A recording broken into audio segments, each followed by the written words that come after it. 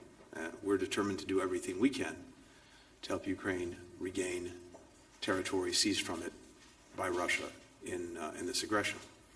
If you go back a year ago, I was, along with Annalena, just in Ukraine a week ago. Previous to that, my last visit was almost exactly a year before.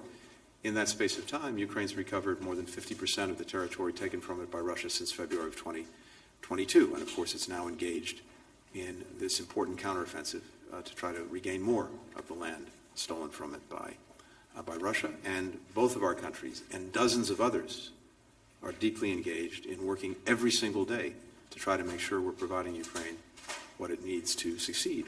And that is a constantly evolving question. As the nature of the fight evolves, changes, the needs evolve. And so we have adjusted from day one, every step along the way. And we're constantly reviewing what additional support might be useful and effective for Ukraine in the moment, as well as it works to build, and as we work with it to build, a longer-term military for the future that can successfully deter and defeat any future aggressions. So different systems are constantly under review, and it's very important to emphasize that the systems themselves are critical, but that's not sufficient as a prism through which to look at this. Ukrainians have to be able to use them effectively, and sometimes with new sophisticated systems, that requires training, and of course we're engaged in that. They need to be able to maintain them, and that doesn't happen automatically. And then they need to fit into a coherent military program that makes sense in helping Ukraine achieve its objectives. So all of those factors are taken into consideration. I can just tell you that any given system that's discussed, including in the media, is probably under active review if it's something the Ukrainians have asked us to look at, and we are. When it comes to how Ukrainians use these systems, the targeting decisions are theirs. They're not ours. And they have to make judgments about what can be most effective in working to regain their full sovereignty, their territorial integrity. As a matter of our own policy, we do not encourage, nor do we enable, the use of our weapon systems outside of Ukraine. But, again, fundamentally, these are Ukrainian decisions. And the only reason we're talking about those decisions is because of the Russian aggression against Ukraine, and because of the fact that, as the foreign minister alluded to and has talked about so powerfully, every single day, Russian bombs, Russian rockets, Russian drones are raining down on the people of Ukraine, destroying, tearing apart innocent lives, destroying, tearing apart Ukraine's infrastructure, its energy infrastructure, the food and grain silos and ports that have been responsible for getting food around the world to people who need it. That is the day in, day out reality of Ukraine. And that is why we and so many others are supporting Ukraine, and why Ukraine has difficult, challenging decisions to make about how it can best and most effectively defend itself and regain territory that's been taken from it. We respect what it is doing. We're determined to do everything we can to help. And at the end of the day, we both are looking for, on behalf of Ukraine, a just and durable peace that can finally make a real difference in the lives of the Ukrainian people. Thank you.